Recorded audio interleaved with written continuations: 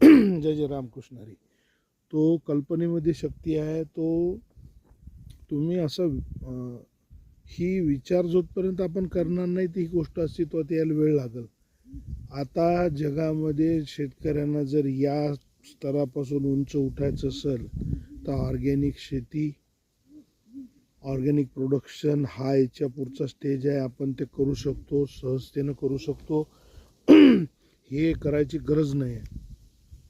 याच्यावर तर म्हणजे खूप मोठं डिस्कशन करावं लागेल की बुवा आपण ऑर्गॅनिक शेती कशासाठी, काऊन आणि कशी केली पाहिजे, याच्यावर आपण बोलू नंतर. मी हा पोल्ट्रीचा विषय पूर्ण करतो की आपण फक्त आता सध्या शेतीचे फायदे आपण बाजूला ठेवू की शेतीत म्हणजे त्या वेलापासून आपल्याला काय उत्पन्न मिळेल, त्याला याच्यापासून कशी मदत होईल हा भाग आपण वेगळा सोडू.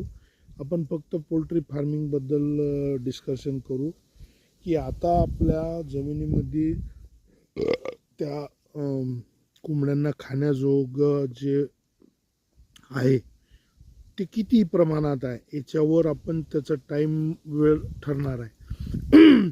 की बुवा कोंबड्या चुपचाप झाल्या एकदाच्या, तो असं समजा की तिथं त्याला खायला नाही आहे काही थोडं, आणि मग ते जसंच तुम्हाला हे आपल्याला फील करावं लागेल की बुवा आता इथलं जे ऑर्गॅनिक मटेरियल आहे त्यांच्या उपयोगाचं ते संपत आलं. तर आपल्याला उद्याच्या दिवसात काय करायचं आहे की उद्याच्या दिवसात आपल्या कोंबड्या दुसऱ्या टनलमध्ये जाणार आहेत. याच्यासाठी आपण ती कोंबड्या एकदा खुराड्यात गेल्या की त्या टनलवरची जी नेट आहे ती उचलून आपण दुसऱ्या याच्यावर बसवायची आहे. एकच माणूस ते करू शकत. तो आता याच्यामध्ये पहा शेतीचं कुठल्याही प्रकारचं नुकसान नाही.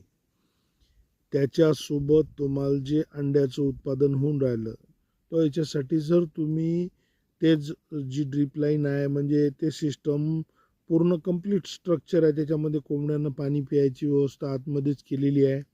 तिथं ती सिस्टम म्हणजे माझं जे स्ट्रक्चर आहे त्या स्ट्रक्चरसोबत ज्या फॅसिलिटीज येतील त्याच्यामध्ये ती व्यवस्था असेल की तिथं कोंबड्यालाही पाणी दिलं जाईल, तुमचे ते वेल आहेत त्या वेलालाही म्हणजे पाणी देण्याचं काम आपलं सिस्टम करेल. आणि हे तुमच्या सिस्टमपेक्षा वेगळं असेल. ते जे आपल्या टनलमध्ये जे सिस्टम लागेल याच्यासाठी तुम्हाला तुमची पाईपलाईन तुमच्या पद्धतीनं इरिगेशन करण्याची गरज नाही राहणार. ती कशा पद्धतीने होईल ते आपलं स्ट्रक्चर ठरवेल. तो आता तुम्हाला सगळ्यात मोठा प्रश्न डोक्यात आला असेल हा की आता हे म्हणते एवढं मोठे मोठे स्ट्रक्चर 150 फूट लांब बनवायची तर त्याची इन्व्हेस्टमेंट, तो तो इन्व्हेस्टमेंटचा मोठा प्रश्न आहे. पोल्ट्री फार्मिंगमध्ये अयशस्वी होणाऱ्या लोकांचा जे लोक आहेत त्याच्यामध्ये काय आहे की पहिली इन्व्हेस्टमेंट त्याच्यामध्ये 5 लाख 10 लाख अशा प्रमाणात करतात, कारण ते स्ट्रक्चर एवढं महागडं आहे. तुम्ही स्वस्तातलं स्ट्रक्चर बनवू शकत नाही किंवा आतापर्यंत असं काहीतरी सहज उपलब्ध होईल आणि सहजतेनं बनल असं स्ट्रक्चर आपल्याला ते नाही आहे. तो त्याच्यामध्ये मग तेच लोक यशस्वी होतात, कारण एवढे मोठे पैसे गुंतून पडतात, ते परत आपल्याला ते रिकवर करता येत नाहीत ते पैसे. याच्यामध्ये मी म्हणजे जे काही माझं काम आहे ते या स्ट्रक्चर लो कॉस्ट स्ट्रक्चरमध्येच आहे की बुवा हे तर तुम्हाला फॅसिलिटी उपलब्ध होईल पण ती एवढी चीप असेल की माझी ड्रीम प्राईज आहे की बुवा एक सेटअप आपला 25,000 रुपयात पूर्ण व्हायला पाहिजे. ठीक आहे, माझी ड्रीम प्राईज आहे. प्राईजमध्ये होऊ शकते की बुवा थोडंसं काही कमी जास्त थोडासा फरक पडू शकेल तो, कारण ऑन प्रोसेस आहे. आता त्याचं प्रोटोटाईप उभं होते आहे, त्याचे वर्किंगचे रिझल्ट मी तुमच्यासोबत शेअर करील की बुवा एक्झॅक्ट त्याच्यात काय होते आहे. ते साधारण 100-125 कोंबड्यांना हँडल करू शकेल एवढी त्या स्ट्रक्चरची म्हणजे एवढं ते लांब असणार आहे की साधारण 150 कोंबड्या त्याच्यामध्ये सहजतेनं राहतील. आणि एवढ्या कमी पैशात म्हणजे त्यात त्या खुराड्याचा खर्च आला, त्या टनलचा खर्च आला, त्या जाळीचा खर्च आला, ते फिटिंग, या सगळ्या गोष्टी तुम्हाला त्याच्यासोबत आल्या. तो तुम्ही जशी शेती करतात आहे तशीच तुम्ही शेती करत राहा. त्या कोंबड्यात तुम्हाला म्हणजे ॲक्च्युअलमध्ये तुम्हाला त्यांच्यासाठी वेगळं काही करायचं नाही आहे. फक्त तुमचं तिथं असणं, की बुवा काही एखादा मुंगूस आहे, मांजर आहे, त्या पिंजऱ्याच्या जवळ आली तो तुम्हाला हाडहूड करायचं आहे फक्त. याच्या व्यतिरिक्त तुम्हाला कोणतं काम नाही करायचं आहे. यानंतर आता समजा की बुवा त्यांचं म्हणजे खाद्य महत्त्वाची गोष्ट आहे या सिस्टममध्ये, की त्यांचं पोट भरेल का. तो याच्यासाठी आपण त्याच्यामध्ये अशा ट्रिक वापरणार आहे. तुम्हाला मी सांगतो, आता मशरूम फार्मिंग आहे, तुम्ही कितीतरी लोकांना ते ऐकलं असेल, पण लोक त्याच्यामध्ये जायला इन्व्हॉल्व व्हायला तयारच नाही. की बुवा काहून नाही, की मला माहीत नाही, म्हणजे मी पण नाही का केलं मला माहीत नाही. कारण ते जर सहजतेने तुम्ही मशरूम उत्पादन करू शकता, तर आपण का करत नाही आहे काही माहीत नाही. ठीक आहे. तो आता याचा वापर मी इथं अशा पद्धतीने केला. अशी सोशल इंजिनिअरिंग आहे की आपण काय करायचं आहे समजा आपला जो स्ट्रक्चर तर एक रेडी असणार आहे जेवढे आपल्या म्हणजे अल्टरनेट 2 तरी तुमच्या शेतामध्ये माझ्या सिस्टम थ्रू तुम्हाला ते टनल मिळतील 150 फुटाच्या की एकामध्ये सध्या कोंबड्या चरतात आहे आणि एक रेस्ट पिरियडमध्ये आहे. कारण की त्याच्यामध्ये ते जीवजंतू काहीतरी तयार होणं जरुरी आहे, तेव्हाच ते त्याचं पोट भरेल. नाही तर नुसतंच ते खालीवर करतील, तो तसं व्हायला नाही पाहिजे. तो माझं याच्यामध्ये काय मत आहे की बॉस मशरूमचे स्पॉन्ज म्हणजे त्याचे बी खूपच स्वस्तात आणि जस्ट 50-100 रुपयात एक पॅकेट मिळते, की जे माझ्या मतानं 10 किलोच्या वर तुम्हाला किंवा त्याच्यापेक्षा जास्त असेल. परंतु कारण ते बी जे असते ना, ते बिलकुल आपल्या डोक्याच्या केसा इतकं बारीक बी असते ती. तर ते अनंत बी येते, त्याच्यापासून तुम्हाला 10 किलो तरी एका पाकिटापासून मशरूम मिळत असतील असं आपण गृहीत धरलं. तो आता त्या बेडवर आपण ते मशरूम स्पॉन फैलवून दिले आणि त्याला आपण जस्ट एक मेन कापडानं जे साधा आपण वापरतो ते साध्या मेन कापडानं ते झाकून टाकली टनल, ज्याच्यात आता कोंबड्या नाहीच जाणार आहे. तो त्या वेलं झाकल्या जातील. पण आपण आता विचार करतोय ज्या अडचणी येतील आपण त्याला कसे फेस करू, त्याच्यावर कसे सोल्युशन काढू. कारण प्रॅक्टिकलमध्ये हे करण्याला अधिक सोपं होते. तो आता आपण त्याच्यावर जर का ताडपत्री टाकून दिली तर त्याच्यामध्ये ते मशरूम अंकुरण होतील. समजा ती टनल 21 दिवस जर तुमची बंद आहे तर त्याच्यामध्ये ते मशरूम निघतीलच ना.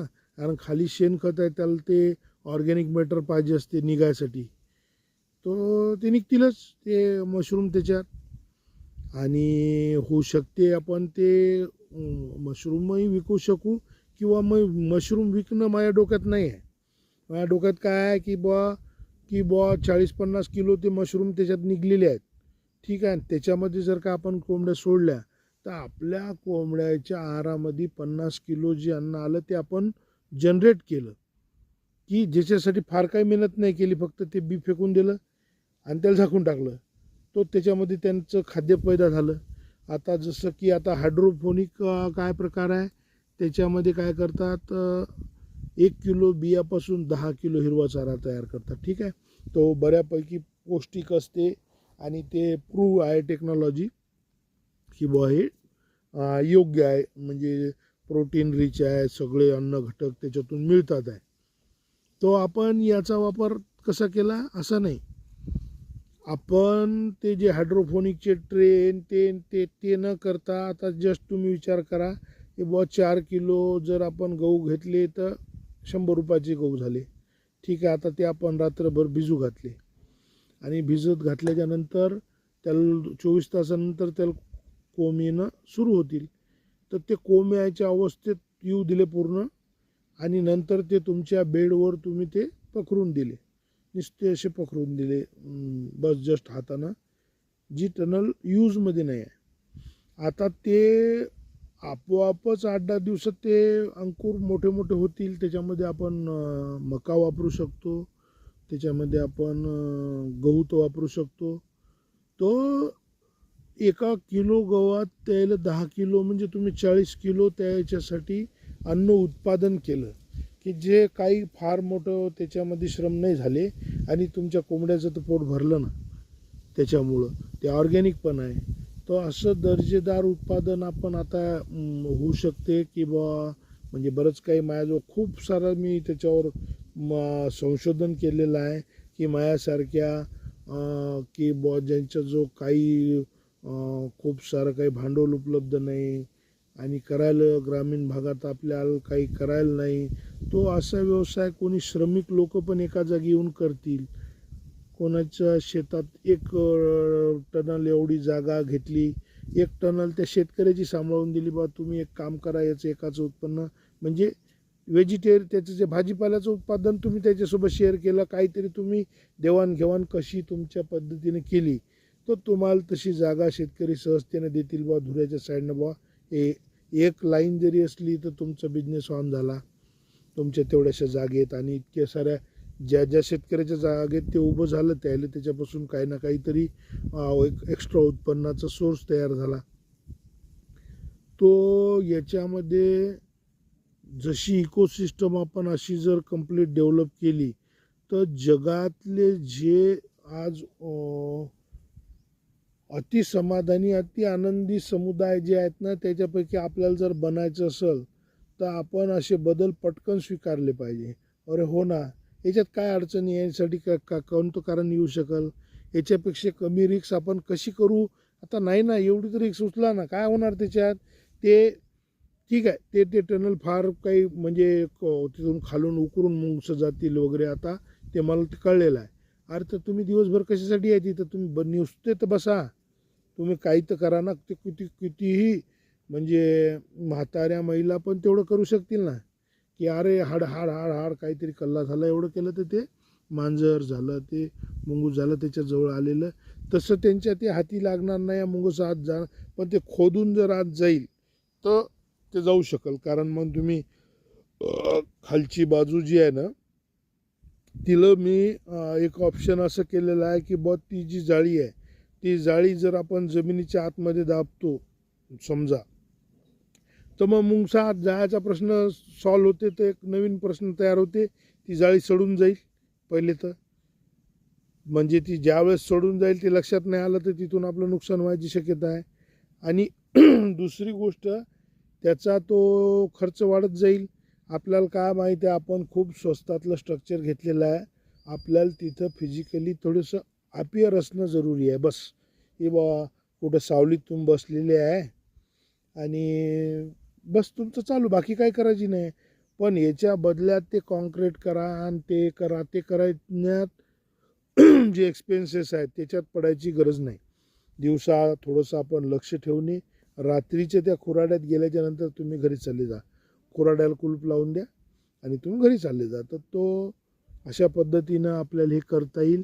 मी आज बऱ्यापैकी याच्यावर तुम्हाशी शेअर करण्याचा प्रयत्न केला, इतकं आता पूर्ण डोक्यातही नाही, परंतु माझ्या मतानं माझ्या जर कन्सेप्ट लक्षात आला असेल तो आपण हा समूह पहिले वाढवा.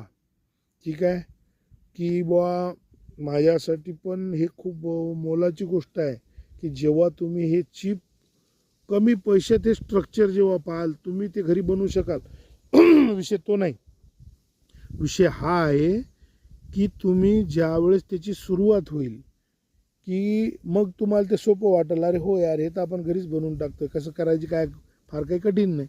तो बिलकुल आहे, परंतु याच्यासाठी केलेलं हे श्रम आहे, तेव्हा ती गोष्ट अस्तित्वात येणार आहे. तो मला पण सहकार्य करा, तुम्ही लाईक शेअर सबस्क्राईब ते भरपूर करा. आणि आता भेटू आपण 2026 मध्ये. रामकृष्ण हरी.